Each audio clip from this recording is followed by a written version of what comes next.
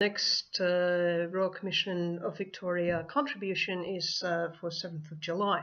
Now you'll notice if you go to the site you'll see a number of questions.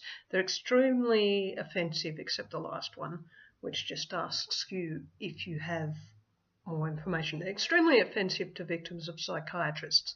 So you have to think around them because we're going to have to answer these questions and it might take you a while to think a way to answer them without compromising your integrity, while at the same time not really, how can I say, using language that might not officially go well in a court of law. Because this is an official, we can make an official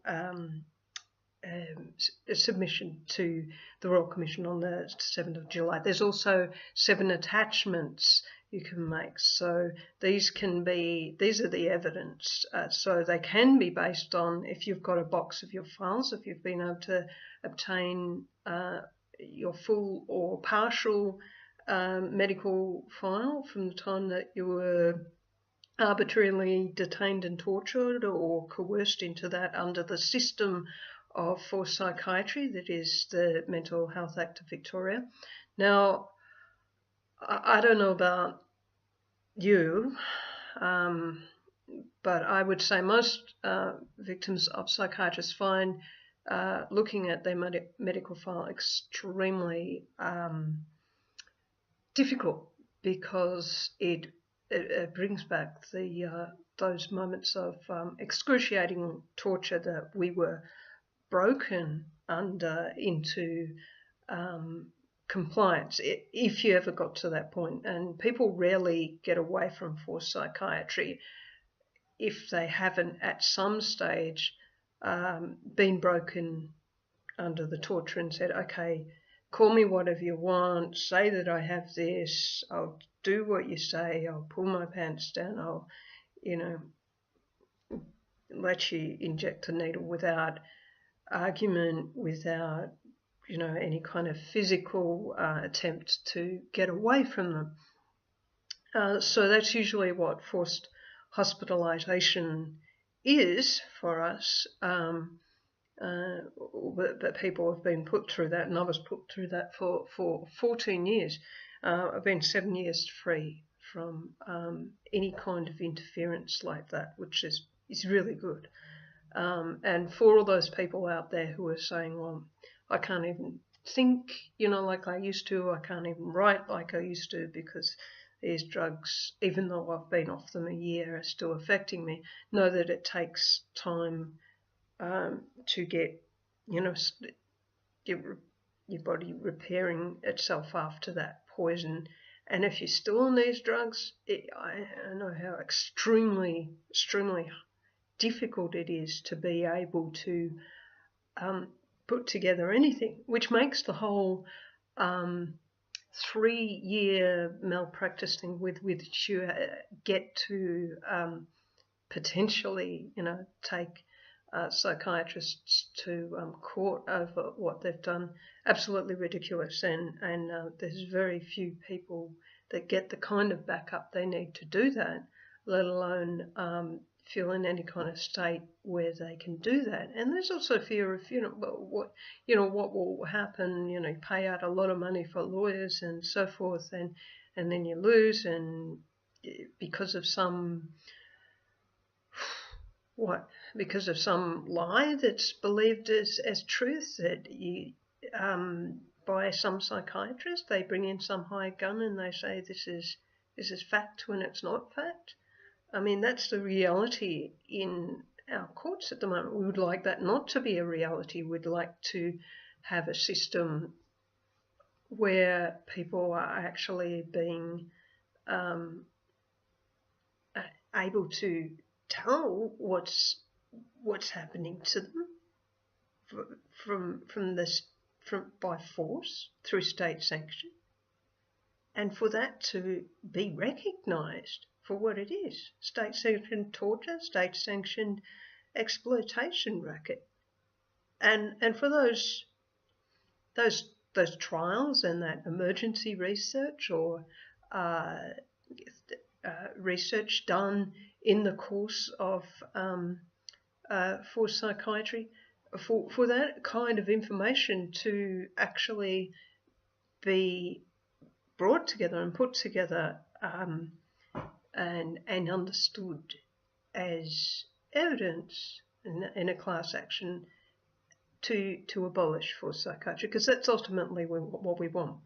We're not asking at this stage for compensation. There may be individuals out there that are thinking, well, I really need compensation because psychiatrists have caused their forced drugs or coerced drugs have caused me to for them to continually twitch and it hasn't stopped. And the body has never been able to repair itself. Or they're saying they took this great big chunk out of my life, so I was not able to do this, this, and this when they had a career beforehand.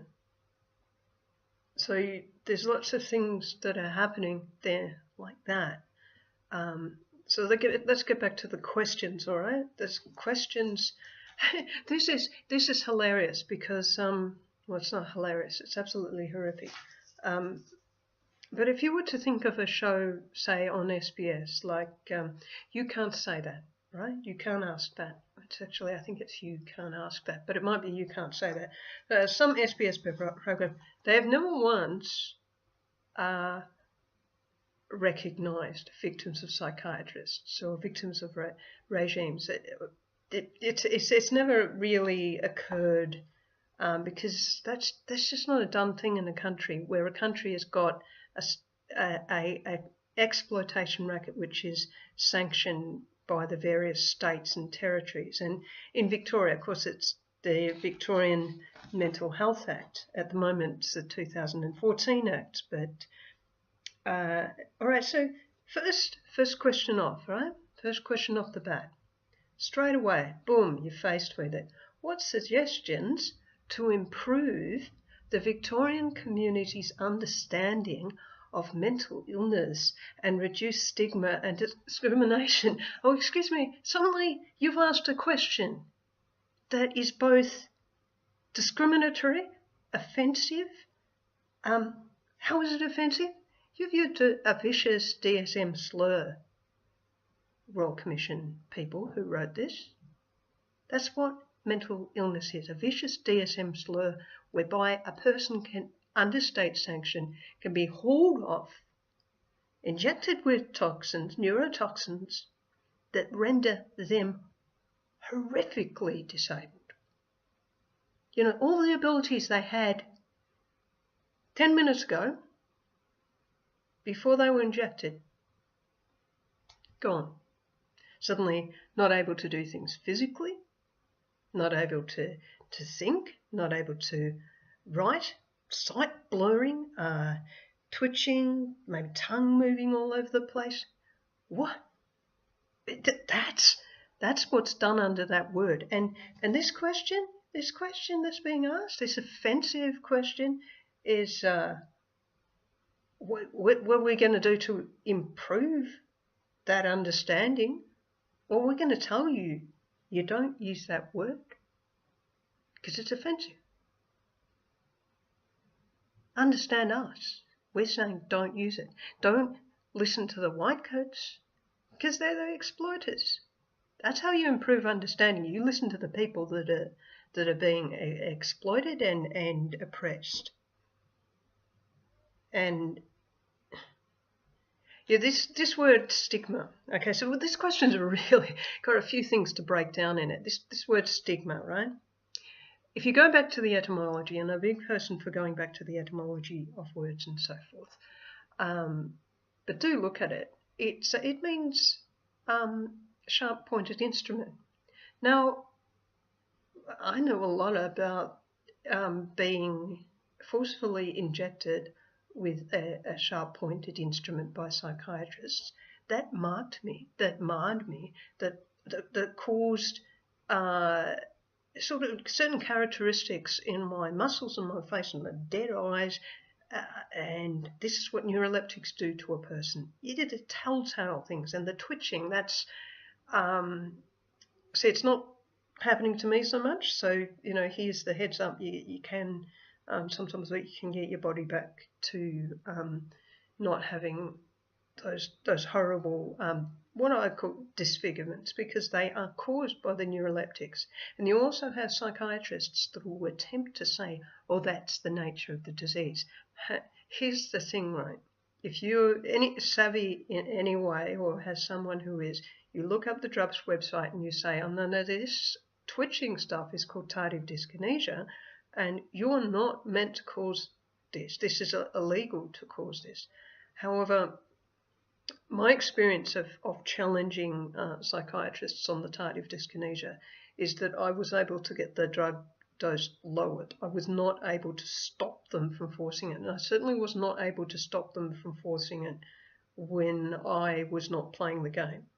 And now you've come across another term, and unless you're a victim of psychiatrists, you wouldn't know what I necessarily mean by playing the game. What I mean is you pretend that you're indoctrinated. You pretend that you've been broken under torture. And you more or less have been broken, because you're thinking, well, I can't fight them anymore, so I'll play the game. I'll pretend that I'm okay with these things, but I just want the dose lowered.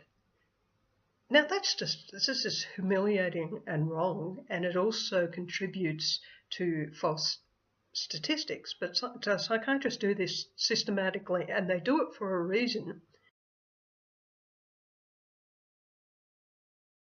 They want people to be broken under torture so that they can have these human research agreed to. Well, they say they agreed to it. So it's sort of like saying yes to human research when you say you're okay with what they say you have and what they say you have to take. So it's agreement. It's like, oh yeah, finally. And they write it up. They write it up in your file. They say after X amount of time, whether it takes 2 weeks, whether it takes 4 weeks to break you into feigning compliance or actually being indoctrinated.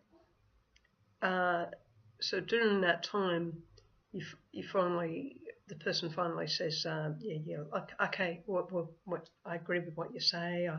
I realise, and they write it up and they say, seems that they are now better.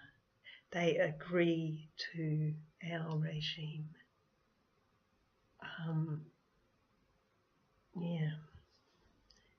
So that's huge discrimination against belief system, isn't it? Making a person comply with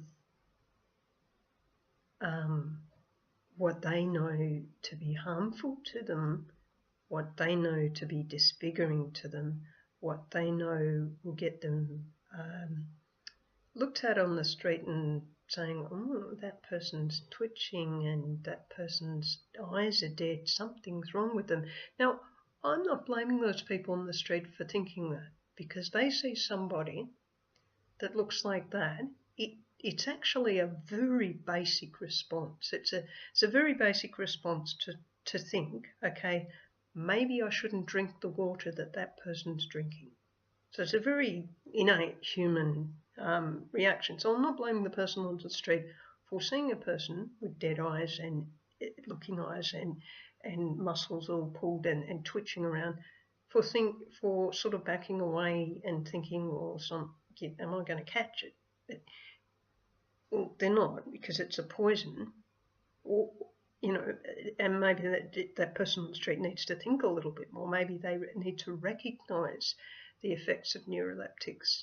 And some people do recognise the effects, but however they put them down to a person's having a psychiatric disease, which is just appalling, isn't it?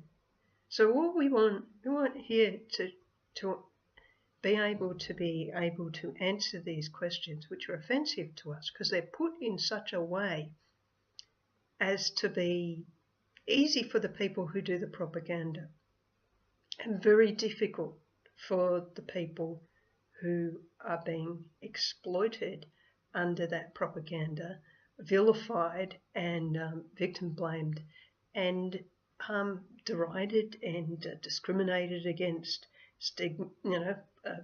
forced poisons in them with pointed instruments that cause them to have marked differences from the rest of the population physically, as well as, thinking ability and so forth, because neuroleptics and other psych drugs, they shut down the ability to think, create various things. It's something like 24/7 stroke that goes on indefinitely, that you're never going to be able to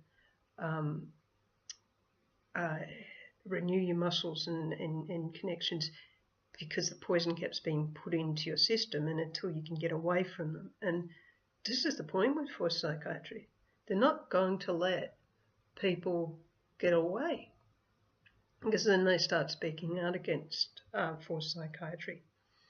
And the people that come to them and say, help me, give me a bed, they refuse those people. They give them the drugs and they say, come back for an appointment next week. But however, at the same time, they're dragging off 11,000 Victorians last year. I think it was more than that, but the statistics, around about 11,000 were dragged off and put in their psych ward and forcefully injected, and 700 of those people were also given at least 12 sessions each of electroconvulsive torture. Many of them were also tied to beds, isolated, all the whole works, until that person is feigns compliance or is indoctrinated into compliance. That's just one question. Okay, we've got 9 to go. Oh, actually 8, because the last one is just, do you have any other comments? But so I'll make another video on the next question.